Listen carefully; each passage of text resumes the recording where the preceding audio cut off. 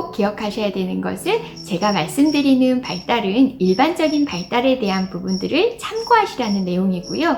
영아 발달은 영아와 영아, 개인 간 차이도 많이 나타날 뿐만 아니라 개인 내 차이, 그러니까 개인 영아라 하더라도 발육 상태와 관련된 신체 발달은 빠르다 하더라도 언어나 인지 발달은 조금 늦게 발달하는 영아도 있을 수 있고요. 사회 정서 발달은 빠르다 하더라도 신체 발달은 또 늦게 발달하는 아이들도 있기 때문에 너무 걱정하지 마시고 기다려 주시면서 좋은 양육을 지원해 주시면 곧 자신의 성장 속도에 맞추어 잘 성장하니까요. 너무 걱정하지 않고 기다려 주시는 거 잘 알고 계시죠? 만 2세에서 3세 훈육의 포인트입니다. 첫째, 자율성을 허락하되 미리 가능한 행동을 제한 설정해 주시는 것이 좋습니다. 이 시기 아동은 두 단어 이상의 조합으로 언어 폭발적 시기이면서 자신이 하고 싶은 것과 하기 싫은 것을 분명하게 표현하는 시기예요. 신체 발달이 왕성해지는 시기이기 때문에 할 수 있는 것과 해보고 싶은 것이 너무 많아지는 시기이죠. 따라서 자신이 할 수 있는 것이 많아지면서 신발 신기, 양말 신기, 수저와 포크 사용하기 등의 자조 행동들을 시도해 보려고 하기도 하고요. 블럭 활동이나 미술 활동, 모래놀이, 비눗방울 놀이 등 다양한 놀이를 즐겨 해보려고 하지요. 이때 부모는 아동의 자율성 형성을 위해 충분히 해볼 수 있는 기회를 마련해 주되 할 수 있는 행동의 범위를 제한해 주시는 것이 바람직해요. 예를 들어 수저는 사용할 수 있지만 칼은 안 된다는 등의 아동이 할 수 있는 것과 할 수 없는 것을 분명하게 구별시켜 주는 것이죠. 또 놀이를 할 때에도 미술 놀이를 하기 전 기다려, 우리는 물감을 다 짠 다음에 놀이를 시작할 거야. 종이에다만 그리는 거야. 벽에는 그려선 안 돼. 모래상자 안에서만 놀이를 할 거야. 일어나고 싶을 때는 얘기해줘 라고 이야기함으로써 자율성을 인정하되 제한된 범위를 설정해 주는 것이죠. 둘째, 애착과 자율성을 동시에 고려해야 되기 때문에 이 시기 아동의 변덕은 이해해 주셔야 해요. 이 시기 아동은 자아 형성 과정 중에 부모와의 분리와 접근을 반복하는 시기예요. 즉, 스스로 해보겠다고도 하지만 부모에게 요구도 하는 등 이랬다 저랬다 하는 모습을 반복하지요. 때로 부모님 중에서 얘는 왜 이렇게 변덕쟁이야? 라고 말씀하시는 분들이 있어요. 애착에서 자율성으로 넘어가는 시기, 과도기적인 모습으로 나타나는 자연스러운 발달 과정이지요. 즉, 애착 과정에서 엄마가 자신의 욕구를 모두 충족시켜 줬던 것처럼 애착을 시험해 보기도 하고 또 자율성을 올라가 보고 싶기도 하고 이 사이에서의 갈등에서 나타나는 모습이기 때문에 아주 자연스러운 거예요. 따라서 밥을 먹어 달라는 아이에게 너 할 수 있잖아. 잘하면서 왜 그래? 라고 이야기하는 것은 바람직하지 않고요. 지금은 엄마가 먹여줬으면 좋겠구나. 그럼 이따 저녁에는 혼자 한번 먹어볼까? 엄마의 도움이 필요하구나. 그럼 엄마가 5번 먹여줄 테니까 나머지는 네가 먹어볼래? 라고 이야기하는 등 아이의 감정을 읽어주면서 스스로 해볼 수 있는 기회를 같이 주시는 것이 바람직하죠. 세 번째, 이 시기 부정어는 아동의 자아가 형성되는 과정이기 때문에 부정적인 감정은 인정해주되 부정적인 행동은 제한하시는 것이 좋습니다. 24개월이 넘어가면서 아동은 수치심, 부끄러움, 깜짝 놀람, 화남, 짜증, 여러 가지의 감정들이 폭발적으로 분화되고 세분화되기 시작해요. 하지만 이런 감정을 느낀 것도 처음이고 어떻게 해결해야 되는지는 더 모르는 상태이지요. 즉, 친구가 가지고 있는 물건이 부러울 때에도 짜증을 내고 동생에 대한 질투도 화로 표현을 하고 낯선 곳에 대한 창피함과 부끄러움도 화로 표현을 할 수 있는 것이죠. 또한 자신의 감정이 세밀해지는 만큼 자아가 단단해지는 시기이기 때문에 싫어, 안 해, 미워 등의 부정적인 표현이 아주 많이 나타나는 시기예요. 이것은 자신도 엄마처럼 하나의 감정과 생각이 있는 사람이라는 표현이지요. 따라서 부모는 아동에게 화내지 마, 짜증 그만 내 라고 표현할 것이 아니고 아동의 부정적인 감정이 세밀하게 어떤 것인지를 정확히 표현해 주시는 것이 좋죠. 예를 들어 엄마가 동생만 안고 있으니까 속상하구나, 낯선 곳에 와서 많이 부끄럽구나, 친구가 가지고 있는 장난감을 갖고 싶구나 등 세밀하게 이야기해 줌으로써 아동이 자신의 감정이 어떤 것인지를 알 수 있도록 이야기해 주시는 것이 바람직해요. 세상에 화를 내지 않고 사는 사람은 없지요. 부정적인 감정이라도 감정이기 때문에 충분히 인정해 주되 부정적인 행동으로 표현하는 것은 바꿔주시는 것이 바람직해요. 예를 들어 동생을 질투해서 동생을 발로 차는 아동에게 엄마가 동생만 안고 있어서 화가 났구나, 하지만 동생을 때려선 안 돼, 이리 와 엄마가 안아줄게 라고 이야기해 주는 것이죠. 네 번째, 규칙이 필요한 시점은 민감하게 알아차려서 아동과 함께 규칙을 만들어가는 것이 중요합니다. 아동은 만 2세 이전까지는 우측의 뇌, 그러니까 감각기관을 통해 세상을 받아들이게 돼요. 그런데 만 2세 이상이 되면 좌측의 뇌가 본격적으로 발달하면서 어느 정도 이해가 가능하게 되죠. 따라서 상황에 대한 간단한 이해나 규칙이 필요한 이유에 대한 것을 받아들일 수 있는 것이죠. 이때 부모는 규칙을 만들 때 아동을 참여시키는 것이 중요합니다.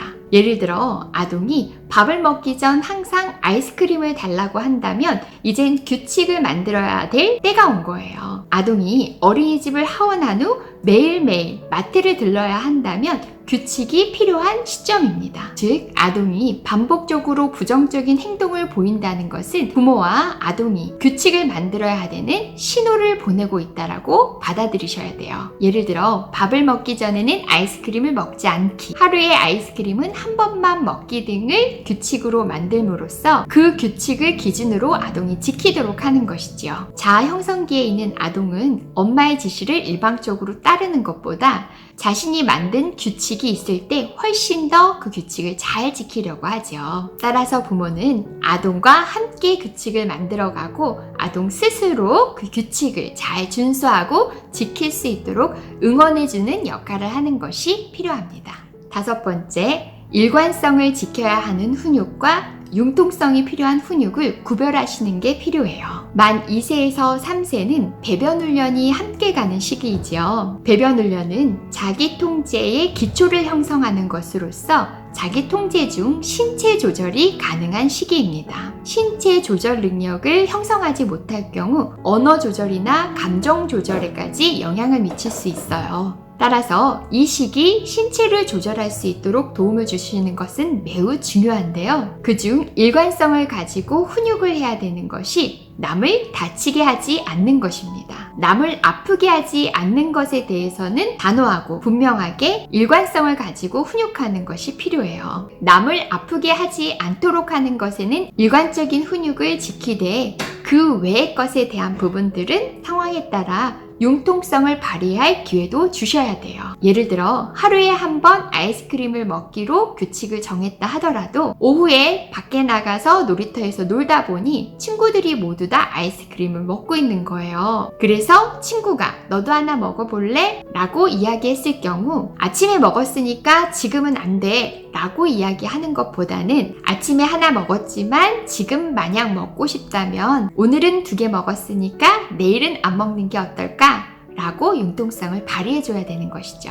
여섯째, 부모의 일방적인 지시와 답보다는 아동의 선택을 통해 자율적인 도덕성을 키워주세요. 이 시기 아동의 자율적 도덕성을 키우기 위해서는 양자택일의 기회를 주시는 것이 좋아요. 제가 훈육의 기본 원리를 안내해드린 영상에서 훈육의 목적은 스스로 옳은 선택을 할 수 있도록 돕는 과정이다 라는 말씀을 드린 적이 있어요. 아동이 스스로 옳은 선택을 하도록 돕기 위해서는 어린 연령에서부터 자신의 인지 수준과 발달 수준에 적합한 선택을 할 수 있는 기회가 많이 주어져야 하지요. 즉, 이 시기의 아동은 TV는 언제까지 볼 거니? 친구와 사이좋게 노는 방법은 무엇이 있을까? 하루 일과를 계획하는 것이나 추상적인 질문에는 대답하기 어렵지만 상황에서 자신에게 유리한 방향이 어떤 것인지를 선택해보는 양자택일의 선택은 할 수 있다는 것이죠.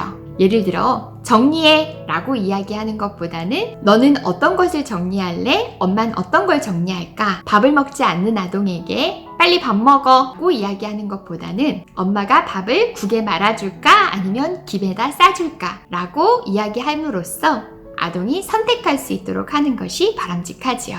하지만 이때 양치할 거야 안 할 거야? 혹은 밥 먹을 거야 안 먹을 거야? 식의 OX로 대답하는 것은 정답이 있는 것이기 때문에 바람직하지 않아요. 따라서 키즈카페에서 가지 않겠다고 떼를 쓰는 아동에게 가야 하는 이유와 갈 시간을 미리 예측할 수 있도록 도와주셨다면 엄마가 이제 기다릴 수 있는 시간이 조금밖에 없어. 엄마가 5만큼 셀까 아니면 10만큼 셀까? 라고 아이에게 물어보고 선택할 수 있도록 도와주시는 것이죠. 7번째, 아동이 잘못을 했을 때에는 부모가 아동의 잘못을 일일이 열거해주는 것이 아니라 아동이 스스로 자신의 잘못이 무엇인지를 말할 수 있도록 기회를 주시고 자신의 잘못을 수정하고 책임질 수 있도록 기회를 주셔야 해요. 간혹 이 시기의 아동을 훈육하는 장면을 보면 너 엄마가 동생 때리면 안 된다고 했어 안 했어? 먹는 음식을 버리면 돼 안 돼? 라며 아동의 잘못을 부모가 말해주고 아동은 네 아니오로만 대답하는 경우들이 있어요. 이렇게 아동이 네 아니오로만 대답을 해도 상황이 종료되는 경우 아동은 자신이 무엇을 잘못했는지 그로 인해 어떠한 일들이 생겼는지에 대해서 진지하게 고민하기보다 빨리 이 상황을 벗어나고자 감정 없이 대답을 하고 회피하려고 하는 모습을 보일 수 있지요. 따라서 아동이 스스로 잘못을 말할 수 있도록 도와야 하는데 이때 중요한 것이 부모의 표정이에요. 제가 훈육의 기본 원리 2번째에서 평소 부모가 많이 웃어주는 것이 중요해요 라고 말씀드린 적이 있지요. 이처럼 평소 부모가 아동을 보고 많이 웃어주었을 경우 아동은 부모가 웃지 않거나 단호한 표정으로 자신을 2, 3초간 쳐다보고 있을 때 이상한 느낌의 분위기를 파악하게 될 거예요. 만약 아동이 눈치를 채지 못한다면 단호한 표정과 낮은 목소리로 김시영, 엄마 보세요. 엄마 표정이 왜 달라졌을까? 라고 물으면 아동은 내가 친구 장난감 뺏었어요. 라며 스스로 잘못을 말하게 될 거예요. 아동이 자신의 잘못을 알고 인정하고 나면 다음은 같은 상황에서 어떠한 선택을 하는 것이 좋을 것인지 아동에게 물어보는 것이 좋아요. 예를 들어 친구가 놀고 있는 장난감을 너도 놀고 싶을 때는 어떻게 해야 돼? 기다려야 해요. 라고 대답을 할 수 있는 아동도 있을 것이고 그렇지 못한 아동도 있겠지요. 아동이 상황에 적절한 사회적인 기술을 모를 경우 부모가 알려주어도 되고요. 알고 있는데 자신이 행동으로 실천하지 못했을 경우 자신의 잘못에 대해 책임을 질 수 있도록 해주는 것이 바람직하지요. 즉, 장난감을 뺏긴 친구에게 장난감을 돌려주고 잘못에 대해 진심으로 사과할 수 있도록 도움을 주는 것이죠. 보통 4살을 미운 4살이다 라고 말을 하죠. 이번 영상에서 안내해드린 7가지의 발달에 적합한 훈육 방법을 잘 적용하신다면 미운 4살이 아니라 고마운 4살의 모습으로 잘 성장할 수 있을 거예요. 다음 영상에서는 만 3세에서 5세 유치원 시기에 있는 아동들에게 발달에 적합한 훈육 방법을 알려드리려고 하니까 다음 영상도 많이 기대해 주시기 바랄게요. 혹시 영상을 보시면서 궁금한 내용이 있을 경우 댓글이나 아래 적어드린 사연 메일로 보내주시면 제가 확인하고 다음 영상에 또 올려드리도록 할게요. 긴 영상 봐주셔서 감사합니다.